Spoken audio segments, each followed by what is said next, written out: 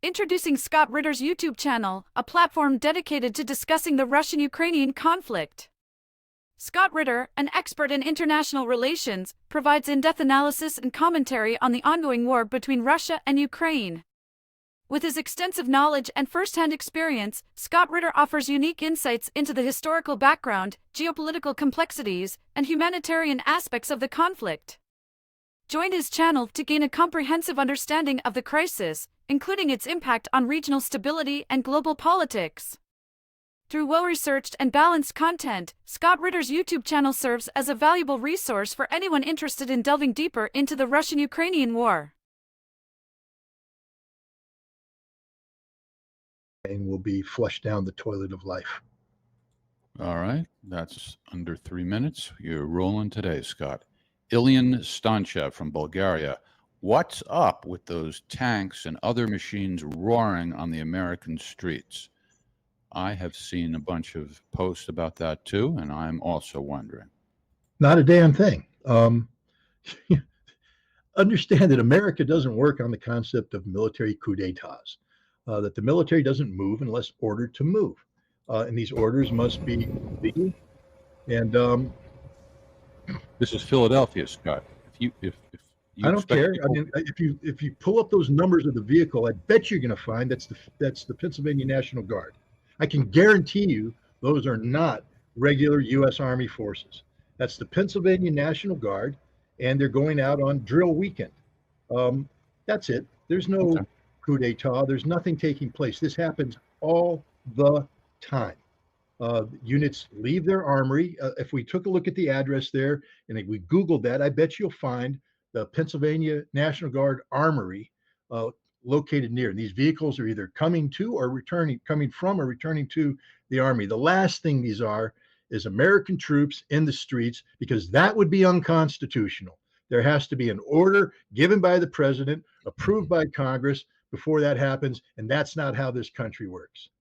All right. Well, it's at the corner of Walnut Street and something or other in Philadelphia. All right. So relax, everybody. It just happens to be a coincidence that everybody started posting about it. But the weapons inspector says it's normal. Let me see where. Tomorrow there'll be a coup, and everybody will be like, what are you gonna do? Famous last words. Yeah. Starting in Philadelphia, by the way. Next, we go to Howard Dillon in Alachua, Florida, where our beloved Ann Moss is headed in a matter of days. Ann Moss handling backstage duties. She is about to move to Florida. Maybe if you're all flossed and your hair is combed, maybe we'll get you to come on and say hi before the show's over, Ann. Think about that. In the meanwhile, let's get to the question. Howard asks, it's very likely that high-ranking officials in Russia and the U.S. watch many of your podcasts. Would you take a job for a year or more working in Russia? Not a Hunter Biden type job, but a job where your expertise may somehow aid the Russian cause, and then you have a very nice retirement after a year. By the way, I don't think Hunter Biden has nails like you have, so that's just one difference between the two of you. True, and he's not the first official transgendered person in Russia either. That would be me. The short answer to that is I would never take a job whose purpose was to support the Russian cause. As I've said over and over again, my job is to support the American cause. Promoting good relations between the United States and Russia, I believe, is in the interests of the United States. And I can better do that here in the United States than anywhere else. I'm an American citizen. I love my country. This is where I was born, and this is where I'm going to die. And whatever happens in between those two events, that's called history. That's called life, and we'll see what happens. So far, it's been a mixed blessing, a whole bunch of really good stuff and a lot of not so good stuff, but going to try and finish on a high note. That would be pretty cool. So I would not take a job in Russia designed to set me up for retirement. That's selling out. That's not who I am. That's not what I do. Now, if you want to help me retire here, buy a lot of coins. That's a joke. It wasn't for my retirement, for the movie. Bad joke. Jeff, got to cut me off and mute my mic when I go down that route. But the point is, you weren't that quick. You didn't. But yeah, Look, like anything, let's say this war ends and we do get good U.S.-Russian relations. Um, would I entertain doing a 1-year sabbatical in Russia? Teaching arms control course at Moscow State University. Hell yeah, that would be cool. But I can guarantee you, it wouldn't pay that much. It definitely wouldn't set me up for life. I wouldn't be retiring afterwards, but it'd be a wonderful experience. I'm all about wonderful experiences. I'm into wonderful experiences and things of that nature. But I am not going to flee this country and go to another country and work on behalf of that country. That's not what I do. I work for this country. This country doesn't have to be the government. I'm not somebody who believes that the government defines the country. The government, this country is we the people, and I work for we the people. That's why we're here doing this show. All right. You are needed in Philadelphia right now, as a matter of fact. So, because you're telling me that Walnut Street's nowhere near the Armory, and this is in fact a coup d'état. and I just lost 2 lights here, so I don't know if that's just a coincidence. That's the beginning of the military force storming your studio to take over. They cut. So you think I'm kidding? Here, let me do this. You see how half of me's in the dark now. Well, Jeff, the rumor is that you've always been sort of half in the dark. Maybe you're giving me about 25% too much credit. SW in Oregon. Every few days, the Ukrainian military releases a video collage of commercial drones dropping mortar rounds or grenades on Russian fortifications and armor. As a former artilleryman, what do you think of this evolution in warfare, and why do Ukrainians keep finding Russian armor with open hatches? Well, I mean, first of all, these drones it's a harassment factor. I mean, the time and effort it takes to arm a drone, fly a drone over, and find a target and drop the target. It's yeah, you inflict some casualties. I can inflict a whole bunch more casualties by lining up a 6-gun battery and doing a battery 5 fire for effect on a set of coordinates where I know the enemy's to be concentrated. This is harassment. The vehicles with the open hatches are abandoned vehicles. What happens when a Russian vehicle hits a mine or gets hit and the transmission gets knocked out, it throws a track, the troops abandon the vehicle, unfortunately leave the hatches open, and troops are gone. And then the Ukrainians, rather than allowing the opportunity for the Russians to come in and retrieve the vehicle and take it back to a repair shop, fly over and they drop their grenades inside in an effort to destroy the vehicle. Sometimes they're very successful. Other times the grenade goes off and the vehicle gets towed back to its repair place and gets repaired and brought back to service. But these are sort of a side note. The more dangerous aspect of the drones are the kamikaze drones that hit high value targets, high value targets like tanks, artillery pieces, radars, anti-air defenses. And then the most high value drone is the one that's up there finding the targets for the artillery or the air to come and bomb. That's where the real revolution is taking place. What you're seeing with the small commercial drones with a grenade attached to it is just harassment. All right, next we have a voicemail message from a woman named Katerina. She says she's a Polish-Russian woman and she's living in Berlin. Hi, it's Katerina Eva, a Polish-Russian girl in Berlin. So I just wanted to say I've been thinking that it's such a tragedy that New Europe, right, taken by the EU and NATO after the fall of communism. They had dreams. They really wanted to live the life.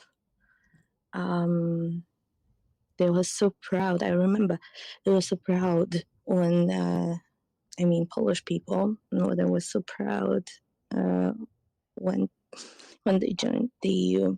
I just want to say, bracia Słowianie, you're turning on your cousins. We're all Slavs. We should stay together. I also wanted to say that I'm so grateful for everything you're doing. and Maverick and Jeff and everyone. So yeah, that. Oh, what do you think about Lech Walesa? Lech Thank you. Walesa? Okay. Yeah. Almost Well, as an afterthought, she finally got to a question. Oh, yeah.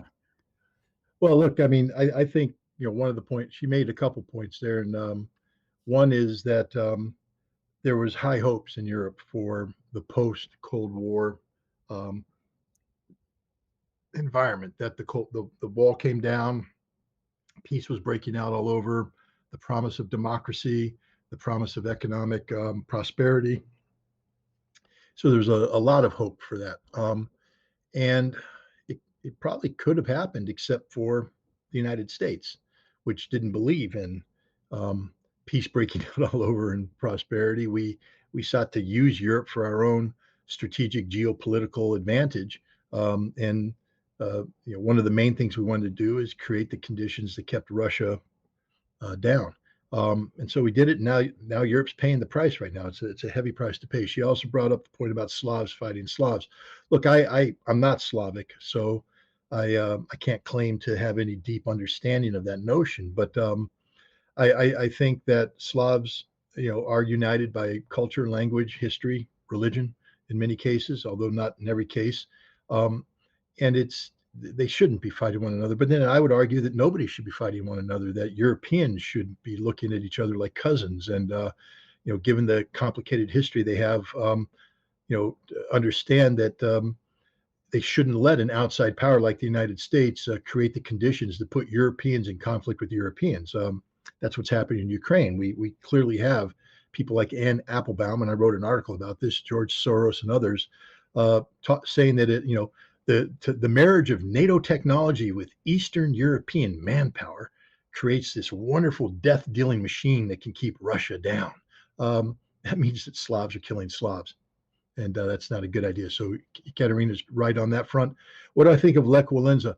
Look, I have been lectured by several Polish people that he's a much more complicated person than history has shown him out to be.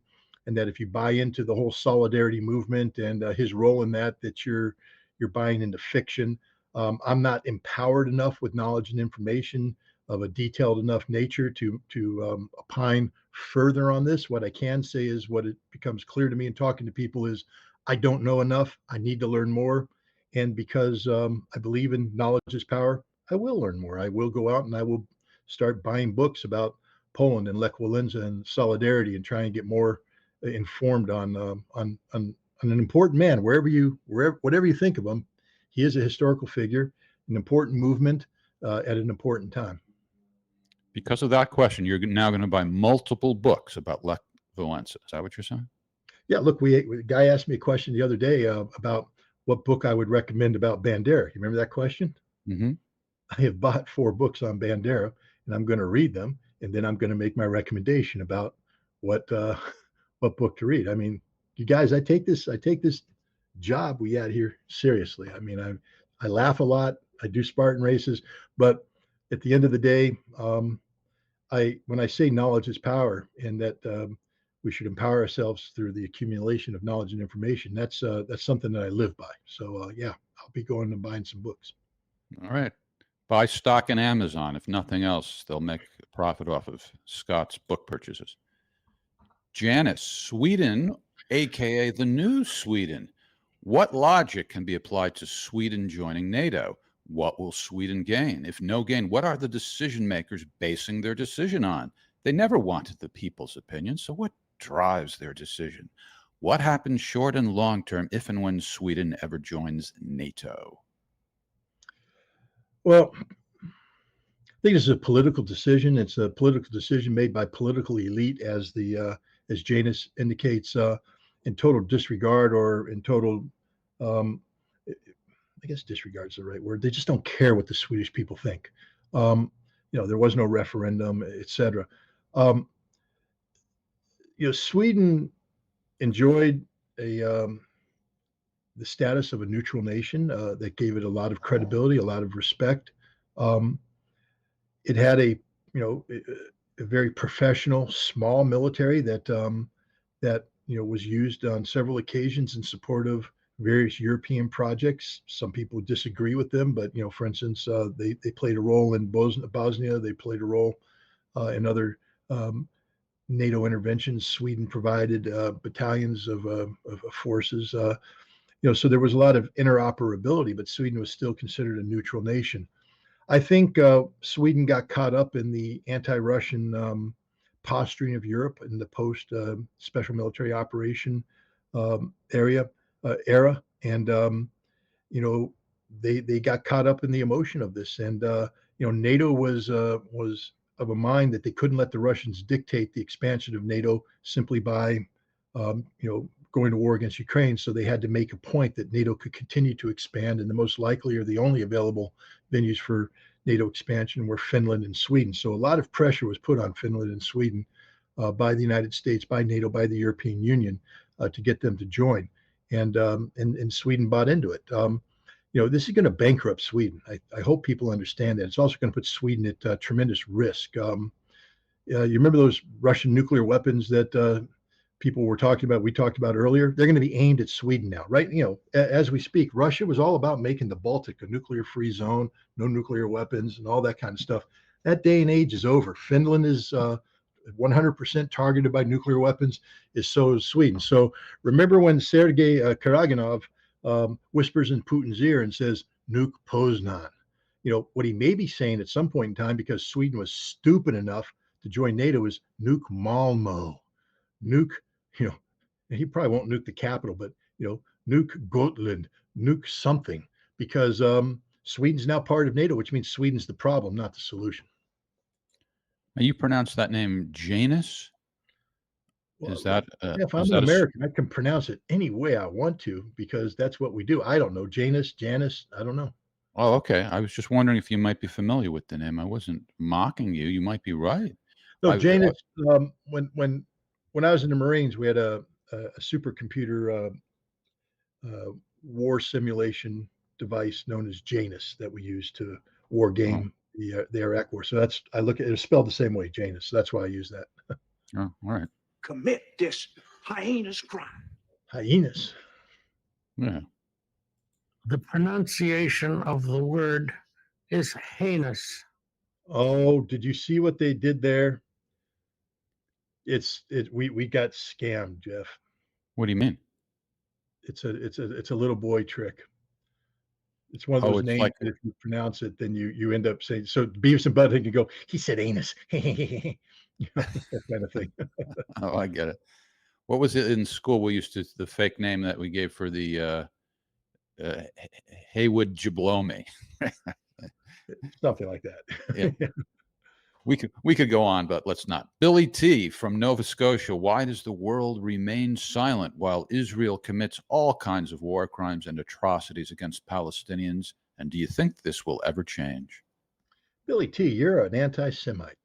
You're an anti-Semite, and we need to isolate you from life. We need to get you fired at work.